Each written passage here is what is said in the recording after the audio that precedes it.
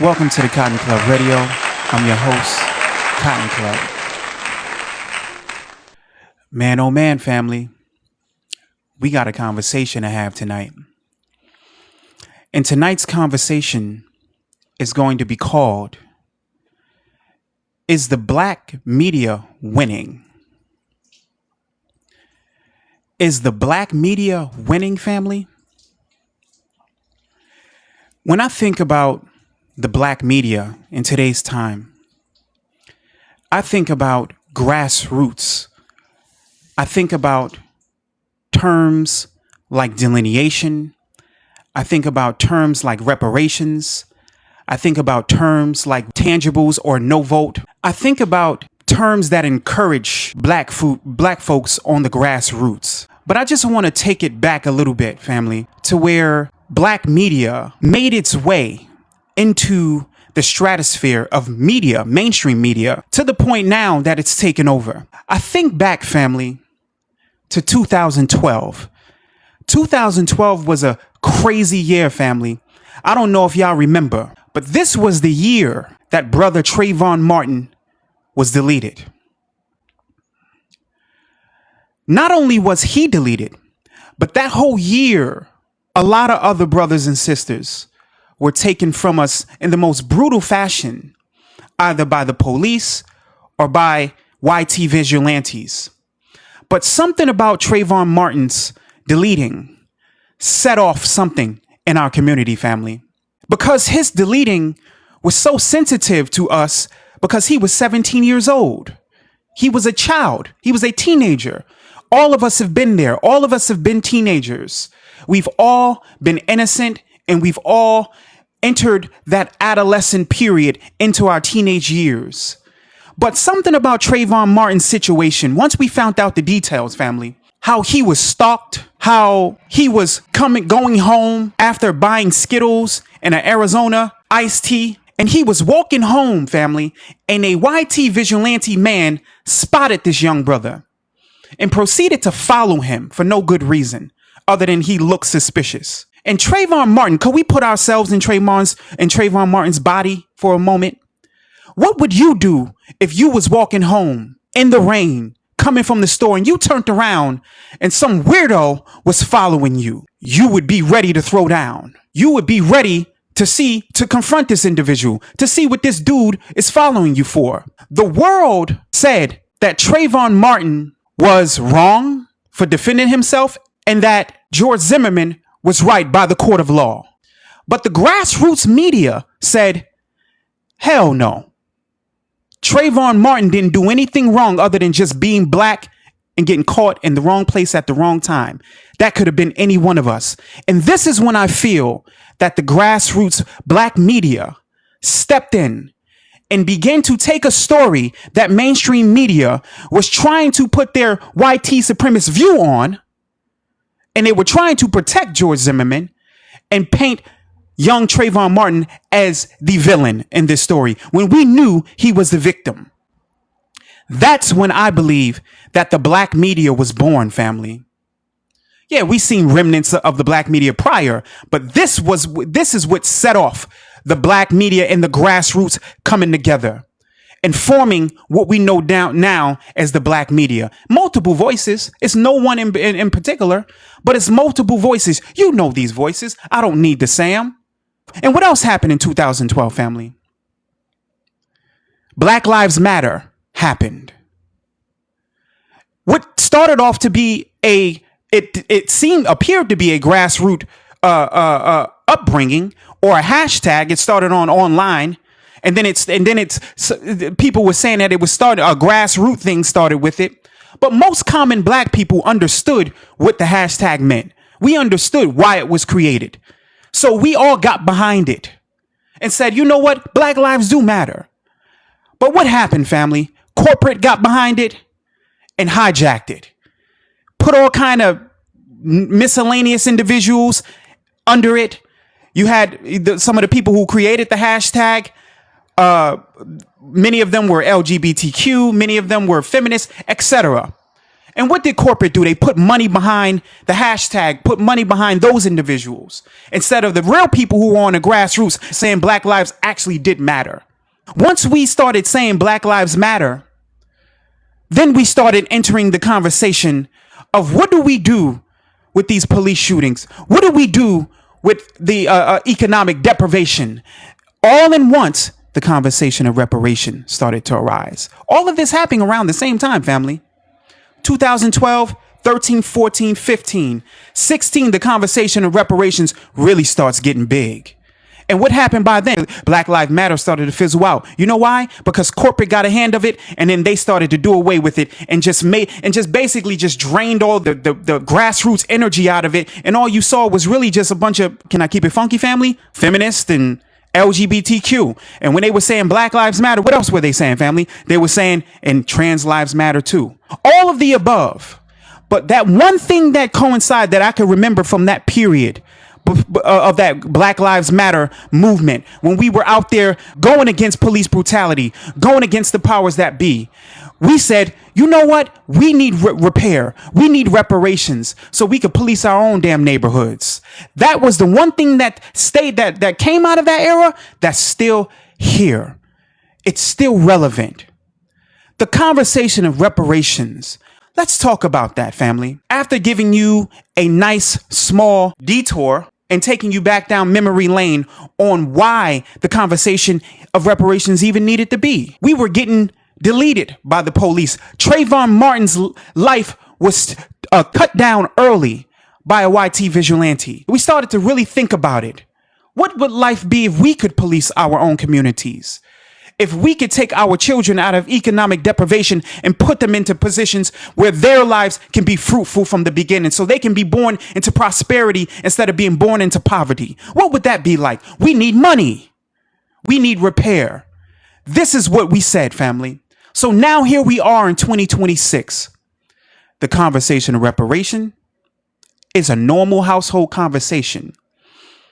But that wasn't enough, family. Just bringing up the conversation of reparation wasn't enough, because when we brought it up, what happened? We would go to these panels. We would talk about how Black folks need reparations. And then you had people on the panel who were not Black American. They would step up and say, well, you know, we all need reparations. And we would say, well, yeah, well, the descendants of American chattel slavery. Yeah. Freedmen. Yeah. We need reparations. And then you have other people on the panels. They're saying, well, I mean, all Black people should get reparations. And then we come to find out, family, what happened? You can't go to court talking about all Black people need reparations. That's against the law. You can't bring race into the matter. It has to be specific. So what do we do, family? We had to cook up something different. We said, okay, that all Black people thing, that sounds good if we all just getting along. But for reparations, we need to be lineage specific. So that's when the delineation movement started. 2012, 13, 14, 15, 16. And then delineation, 2000, I would say 18, 19. Delineation started. 2020, it went really hard. And here we are, family. Reparations, the conversation, big as hell. Delineation, humongous. And follow through. What do we know? No tangible, no vote. I have to thank the Black media, family. Why is the Black media winning? Because it was the Black media who pushed reparations to the forefront. We all knew we was going to get it, and we all knew that we had to push it to the forefront. But we had to have people who spoke so that the world can hear it, and Black media did that. Put reparations. Then we said, you know what? We need to be more lineage specific when we're talking about reparations. Black media came through and put that delineation on the forefront, and it blew up like wildfire. Yeah, folks in the diaspora didn't like it because it didn't include them. So what? Get over it, right? Slavery happened in Jamaica, but that was Britain who had y'all enslaved. So go get your money from Great Britain. You understand what I'm saying? What's the problem? All we doing is what we supposed to be doing. Ain't nobody bothering nobody. We just doing what we supposed to be doing. But thanks to the Black media for pushing delineation to the highest level. And now we get the great pushback. Many folks from all over the diaspora, they got a problem with delineation for multiple different reasons. Many of them, they can't latch on to Black American like they love to with the term African American. So we had to separate. And then the term FBA derived, which is the best term because it's pissing everybody the hell off for a good reason. There's a reason why the term FBA is pissing everybody off. When we were saying we was Black American, there were folks that were saying, I'm not Black, I'm Jamaican, I'm not Black, I'm Dominican, I'm not Black, I'm this and I'm that. And we say, yeah, we Black American. All right, cool. Right. But then folks started saying they was Black American. And you're like, all right, but I thought you was Jamaican. No, I'm Black too. All right, cool. But now we saying, all right, since y'all bit off the Black American, we can't use that no more because everybody's Black American now. Now we saying we foundational Black American and everyone. And now the diaspora is saying, well, what do you mean foundational? What does that mean? Well, my family was here since the beginning of this country. So Black is compromised. We can't even use that no more. That's my point, family. That's the reason why this delineation movement had to happen. Why FBA had to happen. Because we're being compromised from all areas. And it seems like the only term that can't be compromised right now is FBA. So what do we do right now, family? We're locked in. We've got delineation on the menu. It's hurting folks to their heart. They don't know what to do. They pissed off. They on TikTok forming circles every goddamn day, talking about this and talking about that. Those FBAs or hate group and all of this weird stuff. But I tell you one thing, when reparations come, at least we know who was going to. Because that's what delineation was for. See, the thing about a lot of foreigners, they don't understand one thing about us. We don't just talk. We about that business. So we wasn't just separating just to be separating. It's about that money, man. Don't get it twisted. We know what it is. We know that you can't walk up in the courtroom talking about you want reparations for Black people. And they going to say, well, what Black people? Who? What Black people are you talking about? You can't bring race based to the situation. Freedmen are the Black people we talking about. So yeah, we had to delineate, fool. You people delineate, don't you? When it's time for you to go speak your patois and do your thing, you delineate, don't you? When it's time for you to go speak Spanish and lock us out of conversation and go do your thing, you delineate, don't you? So when it's time for us to get this reparations, we got to delineate. You understand? But even though Black media, family, put forth delineation, shoved it down the throat of the Democratic Party, made people question who they were voting for, made people understand the process of voting a little bit differently, but nothing, to me, hit harder from the Black media, grassroots media, than that no tangibles, no vote. To me, family, that ended it for the Democratic Party. That ended it. Because what it did was it changed the shift of how people think. See, prior to no tangibles, no vote, people were voting blue no matter who. If their grandmama told them, you better be voting today. You vote. They go to the booth because their grandmama told them. Or they go to church and Reverend up there, because he a Democratic shield. Reverend up there talking about some, hey, and after service, we gonna have some fried chicken and go vote. No tangibles, no vote. It stopped all of that. It made us question everything. It made us say, you know what? Grandma said vote. Reverend said vote. But what am I getting for voting? Why am I voting? Other than Grandma told me and Reverend said so. No tangibles, no vote made you understand that voting wasn't just something that you do to exercise your freedom of liberty, but voting was something that you do when you want to change things, when you need something in exchange. You get my vote, I need this. I need reparations, you need my vote. We can just cut it straight down the middle. We all go home happy. Why can't we ever come to the table and deal in business and people don't respect us as a business partner? Why do we have to be the inferior in the situation? Why do we have to just go along to get along? Why do we have to just be there while everybody else is getting their things? You had migrants crossing the border and they were given debit cards. giving EBT, giving room, board, shelter, emptying out schools to move them up in there. But the moment we say, you know what, man, I think it's time that I get something for my vote, everybody's like, sit your behind down and shut up. Do what you supposed to do. Just disrespectful. This is the problem, family. And what the black media did is it changed that. It made people respect us as a respectable business partner. The black community is now amalgamated and on code so that we can do what Dr. Claude Anderson was talking about the whole time. Vote is one voting block, family. And they all pissed the hell off. That's what delineation did. And I thank the black media, because if it wasn't for them, I don't think we would be this on code, family. I don't think that we would understand the process of getting reparations the way we understand it right now. And we owe that to the black media. Shout out to them. But now, where are we right now? So we got reparations is a household conversation. Delineation is a household conversation. No tangibles, no vote. Household conversation. So we know next is reparations on the table. But family,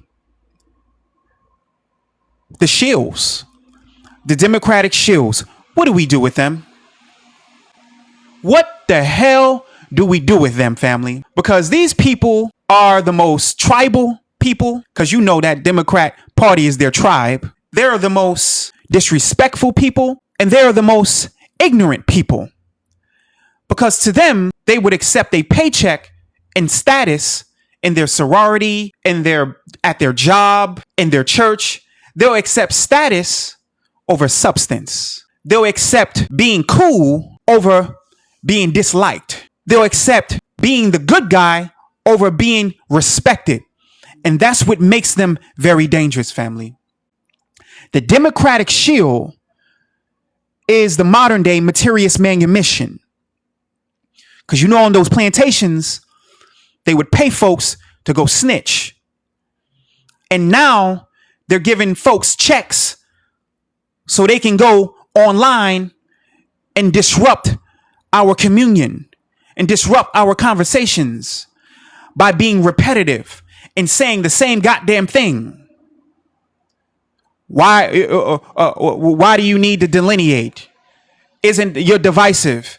You know, that's division. You're causing division. FBA is a cult. All of these weird conspiratorial nonsense, all coming from the Democratic shield, as they accept their paychecks and take a pat on the head, family, while we take all of the damage control. We take it all and stand 10 toes down on what we said.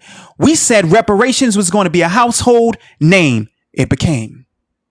We said delineation was going to be a must, and we was going to do it whether you liked it or not. It happened. We said no tangibles, no goddamn vote, and it happened. And now, family, we have Kamala Harris getting on live TV and speaking grassroots black media language. She said, it's okay to have no tangibles, no vote. I know the shills are like, what happened, lady? What did they do? She left all the shills out to dry. All the shills, they didn't get the memo. All the shills are upset with her. They wrote her, they emailed her that day, like, lady, you paying us to go out here and say otherwise, then you saying what they saying. She's like, hold up. It's all a ploy. I got them where I want them. No, you don't. We understand face value. We're not idiots. We know what this is. We know that this is a ploy. We understand that you smile in our face and you come and sneak tiptoe behind our back. We understand that you're scavengers. We understand that snakes sliver in the grass. You understand? So no, we don't trust you. But to the shills, it does sound a little bit funny to watch you choke in agony to hear your leader talk like us, talk in our language, black media language. Again, the black media wins again. And I love it, family. I love how the black media continues to stand 10 toes down for all of us, family, putting their reputation on the line. We know who they are. We don't need to say their names individually. We know who the black media is. We respect, we love, and adore them because they made sure that we have been on code, been on point, been educated, and that we can stand the test of time so that our children can see reparations. So that shit can happen in our lifetime. And I love it, family. And yeah, we got a lot of haters. We got a lot of people who don't want to see black Americans, foundational black Americans, get reparations. There's a lot of haters. You got a lot of Pan-Africanists who say those Negroes, those foundational black whatever, they don't deserve reparations. I say to them, if you're a Pan-Africanist, take your ass to Africa. Because we here and we ain't going nowhere. And we gonna get repair and we gonna get reparations. Because when we say something, we actually do it. Did we not say we was gonna make reparations a household name? Did we not say delineations was gonna be? Did we not say no tangibles, no goddamn vote? And look, it all came to be. So now what do, family? We're here. We're at the threshold. We're near the finish line. But there's some things I need to see from the Democratic Party. And this is just me just being me, family. I'm just going to lay this on the line and I'm going to talk some real business. Because they not used to black folks being business orientated. They used to some old shills getting up there and just buck dancing and doing what they do. But we know that this new black media machine, we don't buck dance and we don't pick the banjo for entertainment. We don't do that. You know, we more like the Nat Turners. We get strategic on them. But this is what I want to see from the Democratic Party, family. If they are serious about the no tangibles, no vote, if they don't mind a little transaction, a little transactional vote, you get yours and I get mine, family, I want to see the Freedmen's Bureau get revitalized, get resurfaced, money put into it, backing put behind it, and I want to see it re-legitimize. The Freedmen's Bureau, family. If I am ever to look at a Democrat and take them seriously, ever in my lifetime or my children's, I want to see that Freedmen's Bureau. I want to see reparations not just get talked about, but I want to actually see it in motion. I don't want to see another damn study. We already seen that. We need to see that Freedmen's Bureau re-substantialized and put back to where it's supposed to be. I want investigations on the fraud and the money laundering that happened. How all of those black families got all their money taken from all of those power brokers. I want an investigation. And I want family, yeah, Cotton Club is going to talk about it. I want all of those cases to be looked into. And I want money that was robbed and pillaged from all of those families and that Freedmen's Bureau banks. All of them. How many banks did they have across America? 50? I want names, dates, documentation, and I want all of those people to get their reparations, man. This Freedmen's Bureau was corrupted, destroyed, and robbed. And somebody got to pay up and somebody got to talk about it, family. Then we got to talk about the grape and the robbing of that Freedmen's Bureau. If I'm ever to take the Democrats serious, they got to bring that back because the Freedmen's Bureau is what substantiates our FBA identity. It substantiates our cause, our reputation, our status, most importantly, because when people talk about reparations, they can talk all day. What does it look like? We need the Freedmen's Bureau structured back to where it was in the modern day form. And all black Americans need to re-sign up. And we need to get an update on the families because last names change. We need to get updates on families. And what was robbed needs to be put into that reparations. So people won't say, we not just giving away free money. No, you're giving back what you took, fool. This is the thing, family. Ever so often, we get comfortable we get some goals, we get some gains, and we say, that's okay. We got them civil rights, and we said, that's okay. And then we turned around and they started giving our civil rights to everybody else. We got that 14th Amendment, that birthright citizenship, and we said, that's all right. That's okay. And then the corporations came around and snatched that from us and said that free persons, that citizenship, well, that can mean a corporation. That's us. We got too comfortable, family. We voted for Democrat for 60 years. We got too comfortable. They replaced us with the Latino. So it's very important now, family, that we don't get comfortable or complacent. And we don't just tangibles, no vote, but we got to know what tangibles we get in for our vote. And I need that Freedmen's Bureau. And I also need some land grants. How many acres did they steal from us? Was it 20 million acres? How many of those acres was just taken in Reconstruction? 12 million acres? We need that back, family. I need it back in full.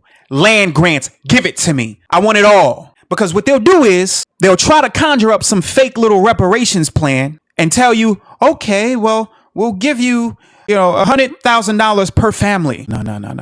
I want land grants. I want that paper. Yeah, that 100. Yeah, well, a little. Give me about $500,000 per family. We can start there. So all around the board, they like to say reparations is more than just money. Well, yes, that's true.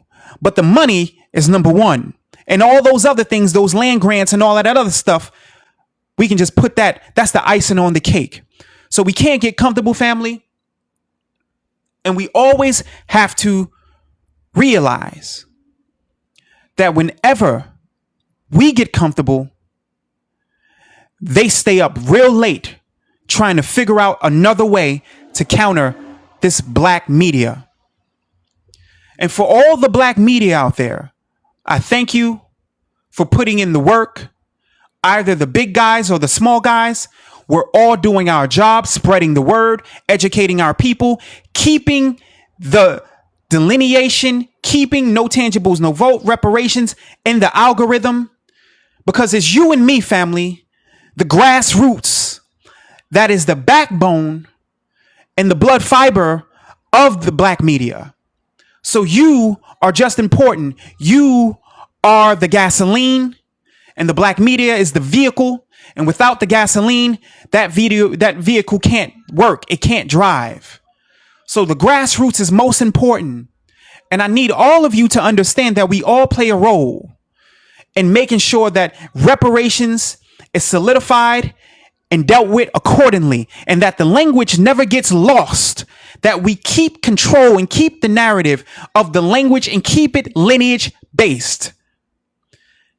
So Pan-Africanists are just going to have to continue to have their little, trips to Africa to go see the Amino Castle. They can keep doing that, or take them to ancient Kemet and go take them to the temple of Ramsey, or go take them to the stairs of Hatshepsut. You understand? Go take them to the tombs of Tutankhamun. They can take them there, and then after that, they can go to McDonald's. But until then, we're going to continue to rep delineation, no tangibles, no vote, and reparations to the core. And we ain't stopping until the goal is accomplished, family. Peace to you, and God bless the black media. King. Love. Let your angels sing. I ain't twisted, this ain't the Henny talking for me. This is literally Malcolm Little talking through me. I ain't possessed, this is just when spirit meets the flesh, and a revolutionary is born, nothing less. It's hard for me to cope with stress, especially when I see the world much different from the rest. I can't sleep, nightmares, waking up, cold sweat, wondering if I ever made it, will they do me like the rest? It's for my black souls who really too upset to rest, so they wander through my dreams. Please tell me what this means.